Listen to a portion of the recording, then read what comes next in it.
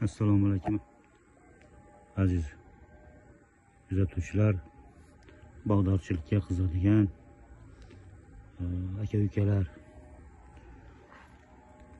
Mana bugun iyun oyining 5-sanasi Osiyobbo'y bog'imizdan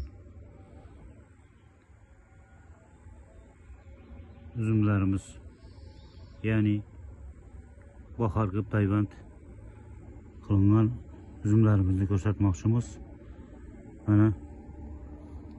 Mana ulagan joyimiz ikki shoxa bo'lib ketgan.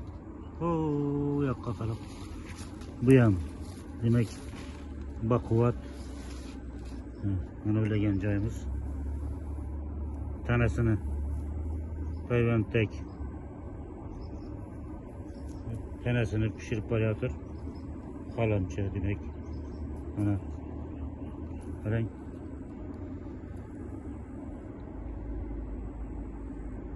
Navbatdagisi esa mana ulagan joyimiz. Mana holati 1 metr atrofida bor. 1 metr atrofida bor. O'sish darajasi. Endi to'xtamoqchi bo'lgan joyimiz shuki, bu uzumimiz mahalliy taypa uzumiga Dubrovskiy rozani ulaganmiz. Payvandoz Dubrovskiy roza gavdasidan ko'kilamiz. Qarang, demak shu yerda bir xulosa o'rnida aytish mumkin. Demak, mahalliy navga ulangan Dubrovskiy roza meva hosil qilgan. Qarang, meva hosil qilgan.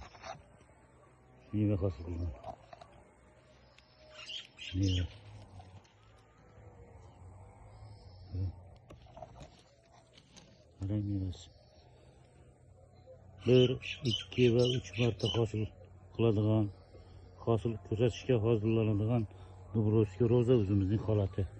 Payvanddek. Hali ularni olmadik.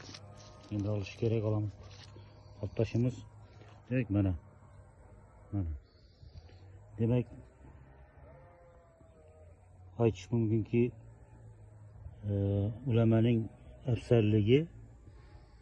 afzalligi shundaki, bog'bon 1 yil kutadi. 1 yil. Ulagan payvandozda payvanddek ozuqalarni o'tkazib maqomiga yetib pishirsa, qarov yaxshi bo'lsa, demak payvandoz qalamchi holatda yaxshi yetik pishsa, u demak bog'bonga kutganidek natijani, hosilni beradi. Mana shuning uchun albatta tabiiy holatda uzumning o'zi bo'lgani yaxshi. Lekin shunga qaramasdan bog'bon majbur bo'ladiki, hosilga, maqsadga tez erishish uchun demak shu ko'klamani yoki kurtakni ulamasini ma'qul ko'rib, shu ishni amalga oshiradi. Demak, bog'bon odatda mashaqqatlar bilan payvandni amalga oshiradi. Navdalarning pishishini kutadi. Dastlab kurtak namoyon bo'lishini kutadi. Keyin esa belgilangan talablar darajasida payvandning o'sishini nazorat qiladi va kelgusida o'sha o'zining kutgan navi bo'lib chiqib, hosilni demak ko'rishni orzu qiladi. Shuning uchun odatda mana sizlarga payvandlarimiz ko'p, ularni ko'rsatishga imkon qadar vaqt harakat qilamiz.